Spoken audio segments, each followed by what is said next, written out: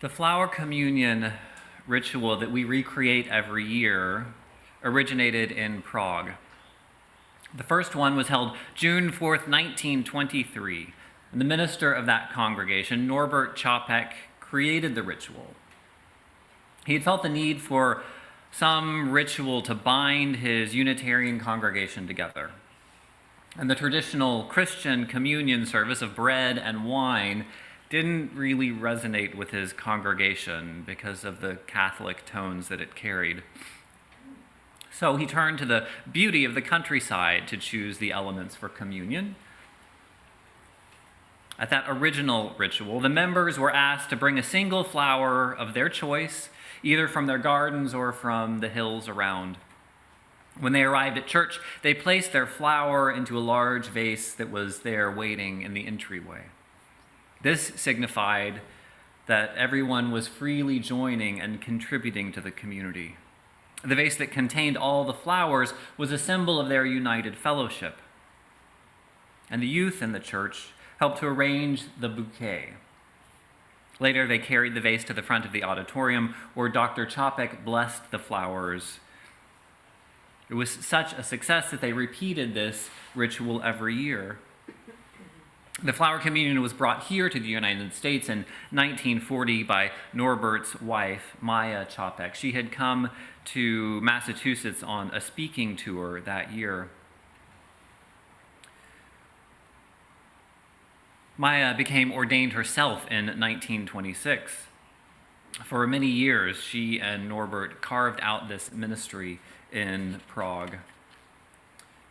It was actually during that speaking tour in 1940 when she was here in the United States that World War II broke out.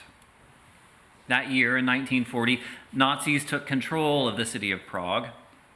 As they persecuted religious minorities and political dissidents, the Unitarian Church came into the crosshairs.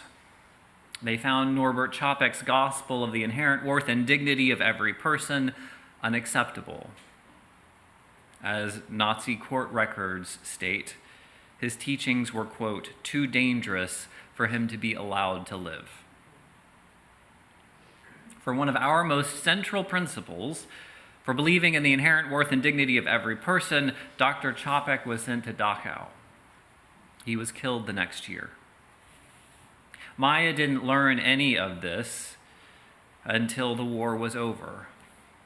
She remained in Massachusetts after that in her own ministry for 3 years and later worked for the UN, helping displaced peoples resettle.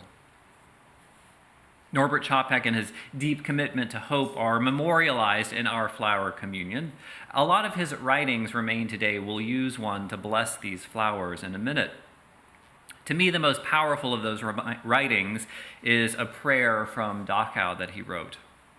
It says, "O blow ye evil winds into my body's fire, my soul you'll never unravel. Even though disappointed 1,000 times or fallen in the fight and everything would worthless seem, I have lived amidst eternity. Be grateful, my soul, my life was worth living." I love our flower communion because it taps into something that can be fleeting for us as Unitarian Universalists. It taps into a unifying tradition rooted in history. Remember, we're not the single congregation that does this. All across the country and around the world, other UU congregations participate in a flower communion. I have wonderful memories of this day as a child. I was probably also very hyped up on candy. But there was an anticipation of carrying a fragile flower and bringing it to church. It was also fun to see what my other peers, what beauties they would bring from their homes, because everyone brought something different. In our flower communion, we celebrate the beauty of flowers, the resilience of the earth, the triumph of life over suffering and death. Now, I preach about this historical ritual just about every year, but never in my ministry has this history seemed more alive or present than this year? In recent weeks, people around the world have embraced sunflowers as a symbol of solidarity with Ukraine. There are sunflowers on protest signs, they're posted as emojis in social media, and folks are wearing them in their hair. Even Jill Biden was pictured with one on her face mask. It's such a beautiful and fitting symbol. Sunflowers, if you didn't know, are the national flower of Ukraine, but the symbol runs way deeper than that. I learned this week. They're not native to Ukraine at all. They actually come from here, from North America. In the early 17th century, Spanish explorers brought them back to Europe as one of the food crops that they found over here.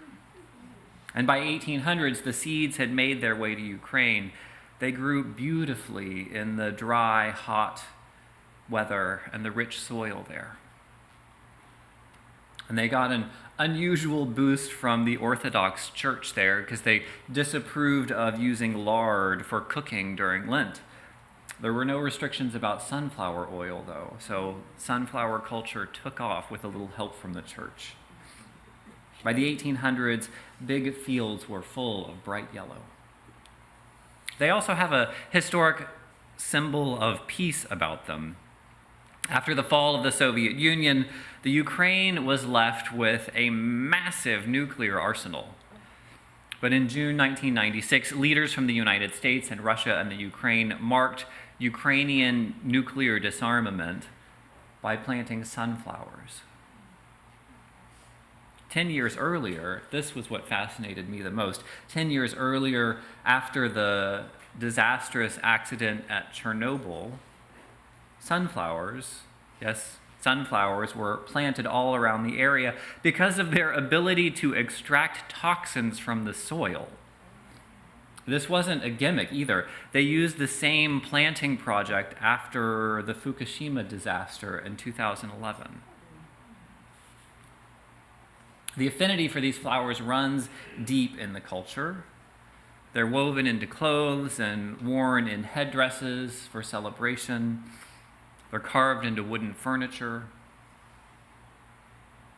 The sunflowers represent well-being and energy, unity, fertility. They bring joy. They insist on joy. For a long time, I saw these on protest signs, and I couldn't figure out what it was all about. Now I think it's just about the most perfect symbol for resistance that I can imagine.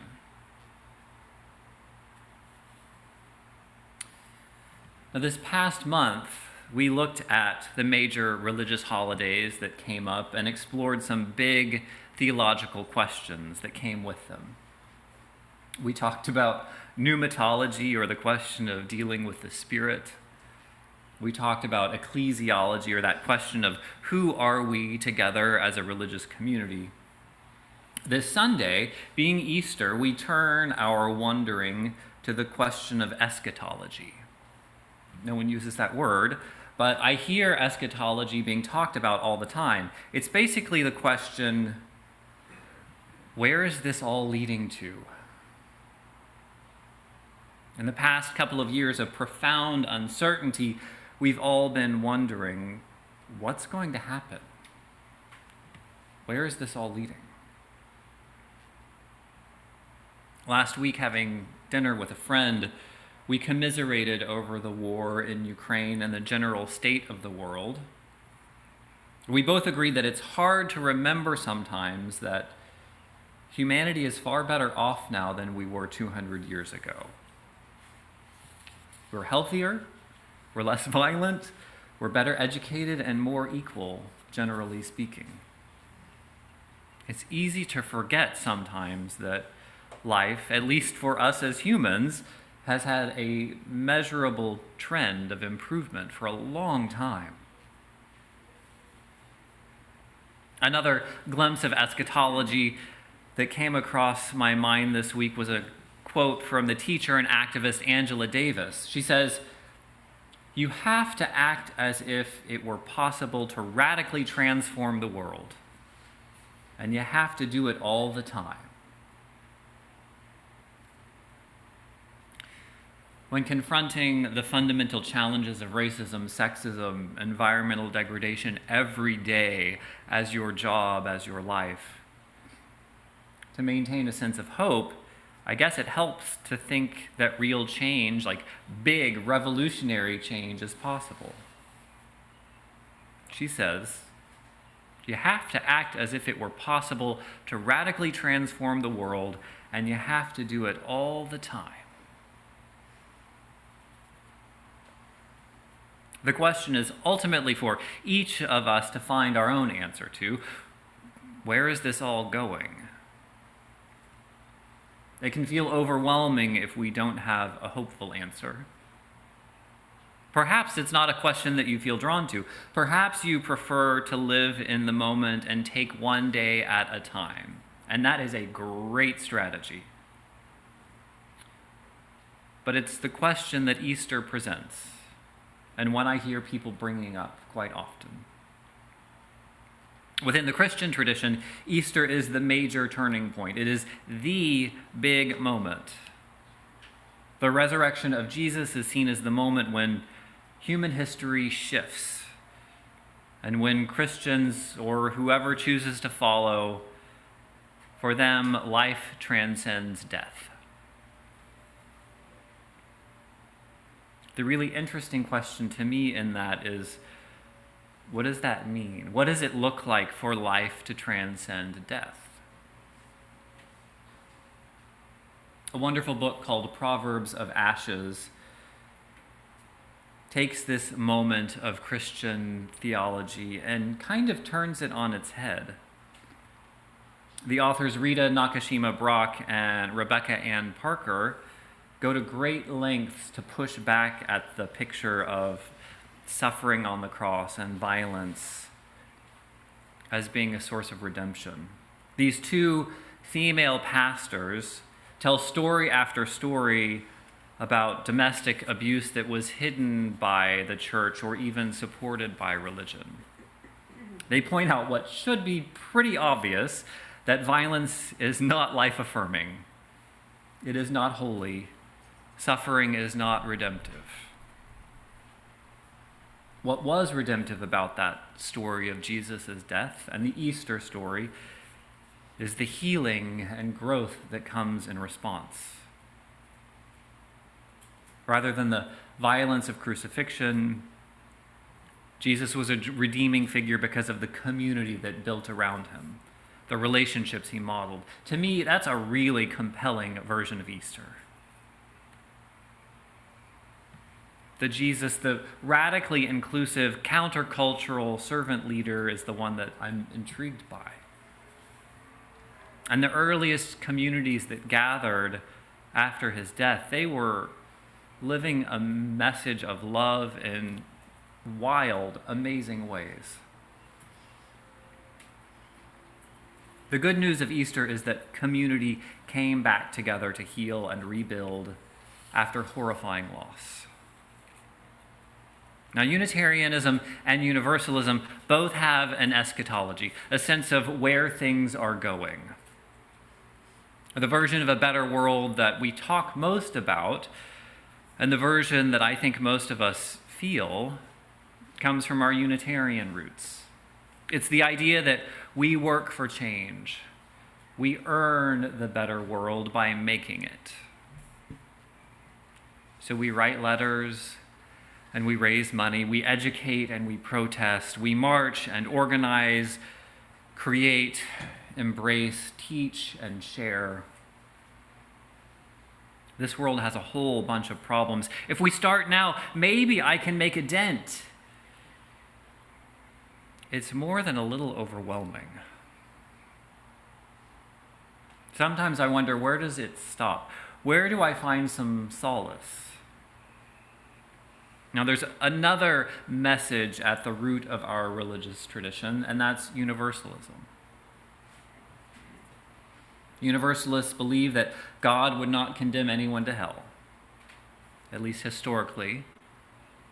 Now they believe that no one is so despised that healing is not in order. No one is excluded from the family. No one is left out in the rain. The good news of universalism is that love wins in the end. I know that love wins is a vague notion. Still, it's what I believe with increasing commitment. I'm glad to be coming to some clarity on this for myself this week. Love wins. Not subjugation, but love. The Nazi vision of the world, the Russian Christian nationalism that Putin spreads like a cancer, closer to home, American white nationalism, that narrow vision of conformity and violence is really unsustainable. That obsession with sameness and subjugation has no room within it. It will suffocate under its own ever-narrowing vision eventually.